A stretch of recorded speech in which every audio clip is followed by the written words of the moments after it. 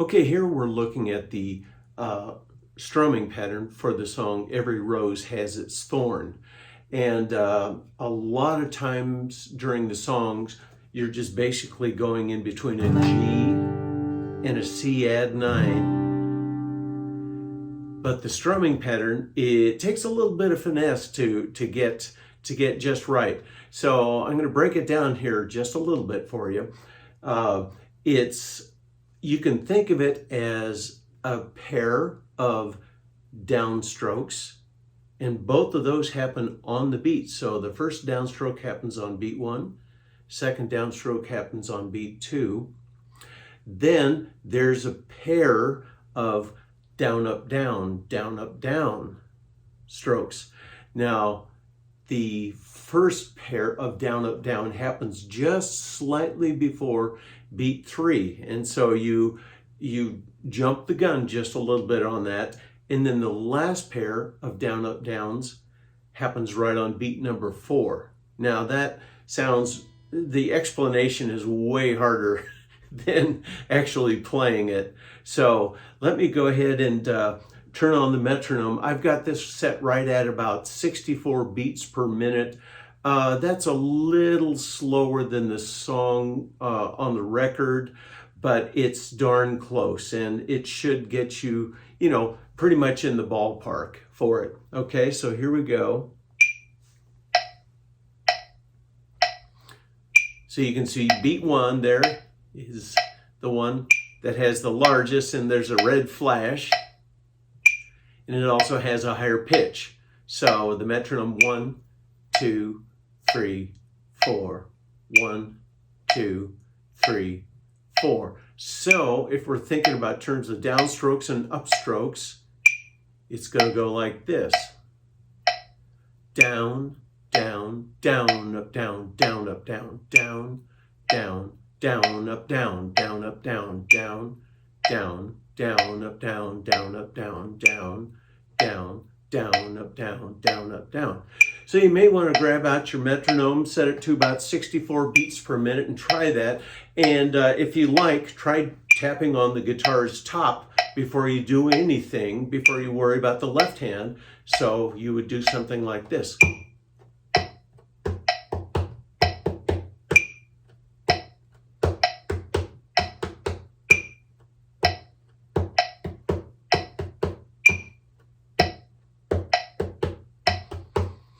Once you get kind of comfortable with that, then I always like to have my students just kind of mute the strings a little bit with their left hand. Just lay your left hand fingers just kind of on top of the strings very gently so that you don't get a chord, but you just get kind of a thunk sound. That gives your hand a little better, you don't have to concentrate as much on the left hand to begin with to get this strum pattern correct.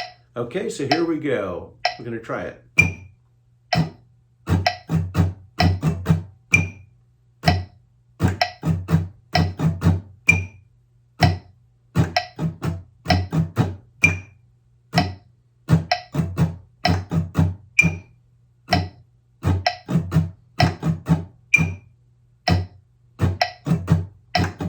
Okay, so far so good. Now what we're going to try and do is to shift in between that G and then the C add 9. Now for the first couple of lines of the song, you're going to have the G have its own measure, so it gets the full treatment of down, down, down, up, down, down, up, down. And then you're going to shift over to the C add 9 and give it its own measure. So you get, and of course the ideal situation is when you're comfortable shifting in between those two chords. And the nice thing about doing a G like this with anchored fingers on the top of your third and fourth fingers anchored, and a C add 9 is that you only need to move 2 fingers, and your fingers can kind of basically, your first and second fingers can kind of rotate around those other 2 strings. So in the best of all possible situations, the G and the C add 9 get their own individual measures. So it would sound something like this.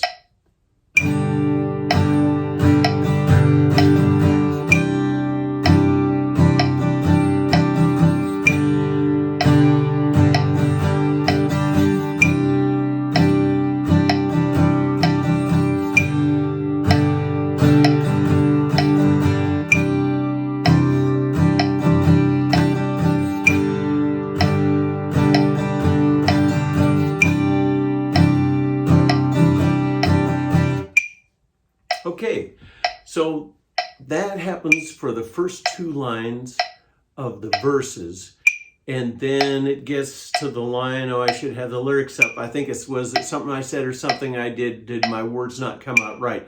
It's pretty much the third and fourth lines of the verse. And the changes happen more quickly so that the G and the C add 9 now share a measure together.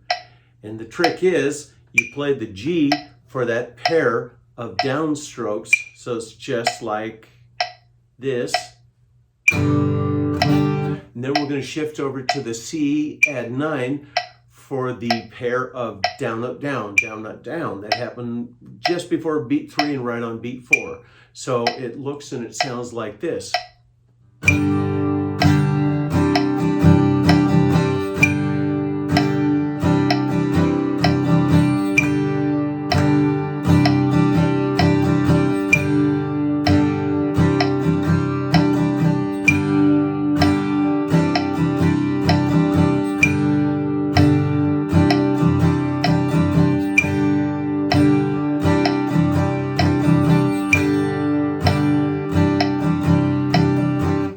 Okay, so again, the first couple of lines, the G and the C add 9 get their own private measures, so to speak. Private measures.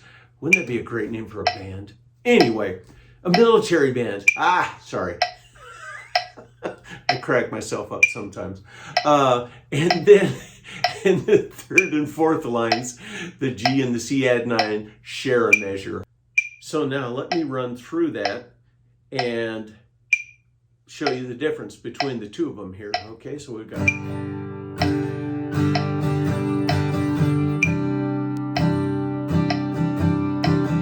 the G and the C add 9 have their own separate measures.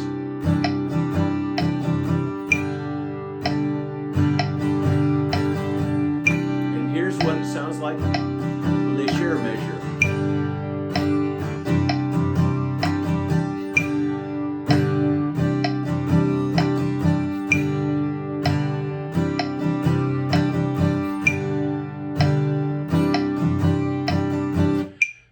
Then you're on to maybe the fifth line, and you've got a D sus in there, which looks like that.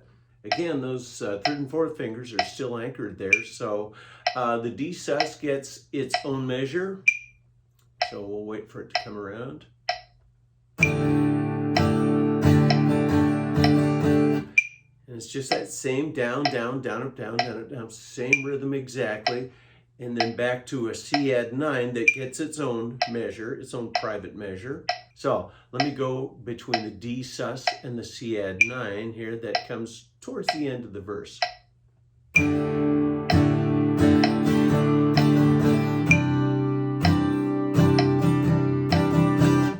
Then we're into the chorus. And the chorus goes back to that same form of the G and the C having their own private measures.